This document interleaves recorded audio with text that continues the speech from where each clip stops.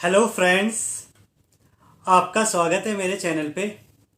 तो जैसे कि आप में से कुछ लोग मुझसे सीटेट की स्ट्रेटेजी जानना चाह रहे थे, तो मैं आज आपसे शेयर करूंगा कि कैसे आप सीटेट निकाल सकते हैं और या कैसे मैंने सीटेट निकाला और क्या चीज़ें हैं जो आपको ध्यान रखने की हैं और कैसे आप बस 1 मंथ पढ़ के भी सीटेट क्वालिफाई कर सकते हैं।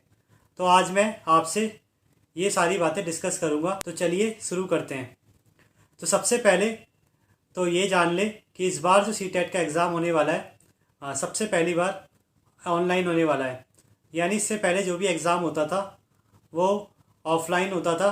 यानी इससे पहले जो एग्ज़ाम होता था वो OMR बेस्ड एग्ज़ाम होता था। इन चीज़ मैं कुछ जनरल बातें आपसे डिस्कस करना चाहूँगा। पहला तो ये, जो आपकी एग्ज़ाम की डेट है वो 16 दिसंबर टू 13 जनवरी है। और ये जो सीटेट का एग्ज़ाम होता है वो 2 पेपर का होता है, पेपर 1 और पेपर 2। अगर आप पेपर 1 क्वालिफाई करते हैं तो आप 1st to 5th के टीचर के लिए एलिजिबल होते हैं, और अगर आप पेपर 2 क्वालिफाई करते हैं तो आप 5th ऑनवर्ड के टीचर के लिए एलिजिबल हो जाते हैं।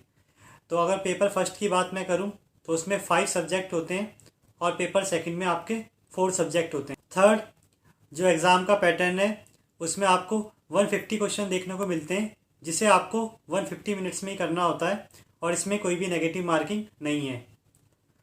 फोर्थ, अगर मैं सब्जेक्ट की बात करूं तो पेपर 1st में जो आपको सब्जेक्ट मिलेगा वो English, Hindi, child development, pedagogy, math और EVS।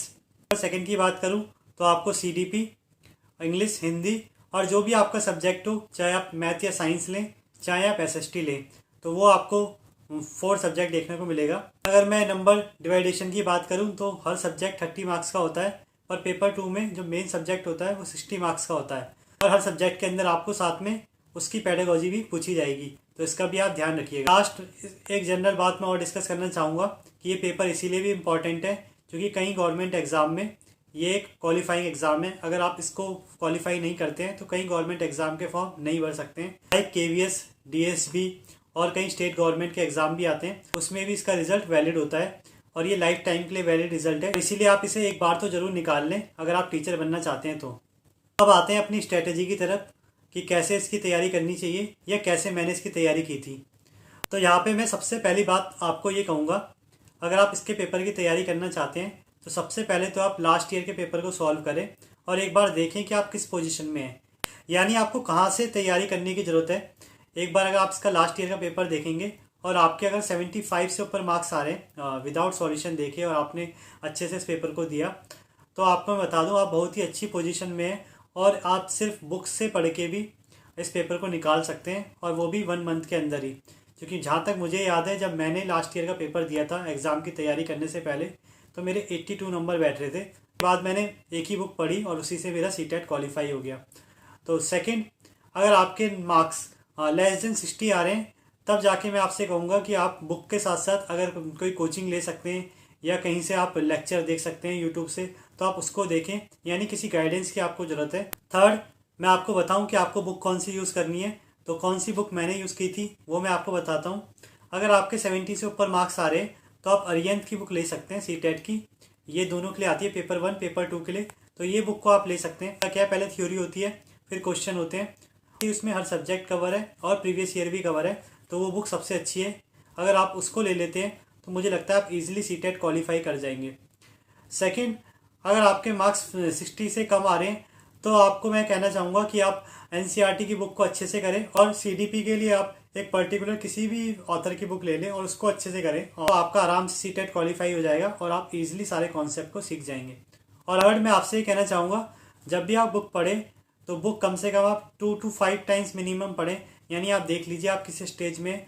अगर आप बहुत ही अच्छी स्टेज में, जैसे मेरे 82 थे और 90 लाने थे जनरल में, तो मैंने 2 टाइम ही पढ़ा और मेरा काम हो गया, और ये मैंने सिर्फ 15 to 20 डेज़ में करा। तो अगर आप भी अगर इसी स्टेज में, तो मुझे लगता है 15 to 20 डेज़ में काम हो जाता है। पर अगर आप इससे थोड़ा पीछे हैं तो आप थोड़ा ज़्यादा टाइम ले सकते हैं, और बुक का रिवीजन भी आप 3 से 4 टाइम्स कर सकते हैं। फोर्थ, जैसे कि आपको पता है इस एग्ज़ाम में एक मिनिमम मार्क्स लाने होते हैं जिससे आप एग्ज़ाम क्वालिफाई करते हैं। इसमें रैंक का कुछ असर पड़ता नहीं, पर आप जितने ज़्यादा मार्क्स लाते हैं वो आपके कॉन्सेप्ट को बताता है और वो आपको आगे की एग्ज़ाम की तैयारी भी करवाता है।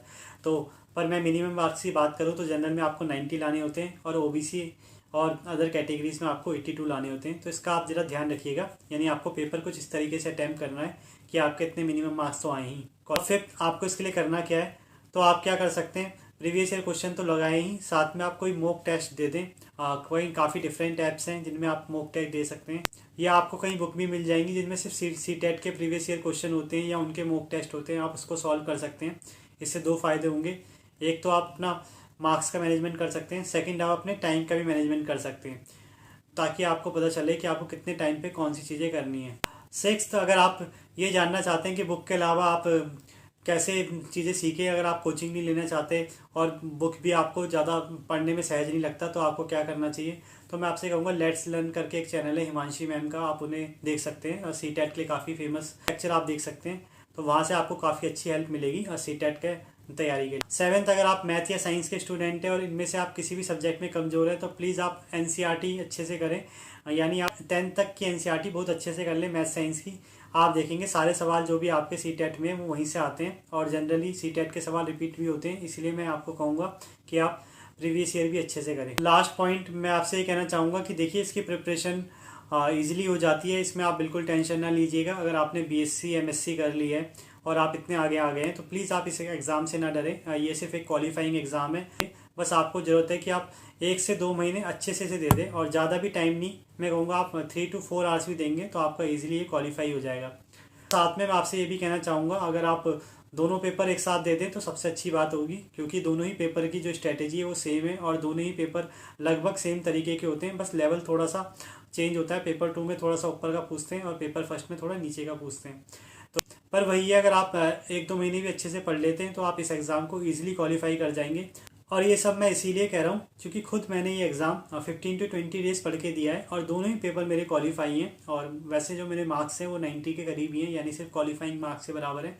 पर इसमें जैसे कि मार्क्स की कोई इंपॉर्टेंस होती नहीं है, तो इसीलिए मैं आपसे कहूँगा 100 to 110 का अगर लक्ष्य रखते हैं तो आपके इजीली 90 मार्क्स आ जाएंगे, और इसमें नेगेटिव मार्किंग नहीं है, तो इसे अचीव करना भी थोड़ा आसान होता है। बस कोशिश ये करें कि आप जितना भी पढ़ें स्पेसिफिक पढ़ें, और बहुत ही कम कंटेंट को पढ़ें, और ज़्यादा से ज़्यादा बस उसको रिवाइज करें। तो आई होप आपको ये स्ट्रेटेजी पसंद आई होगी, और आगे भी ऐसी इन्फॉर्मेटिव वीडियो देखने के लिए वीडियो को लाइक करें, शेयर करें और चैनल को सब्सक्राइब करें। Thank you.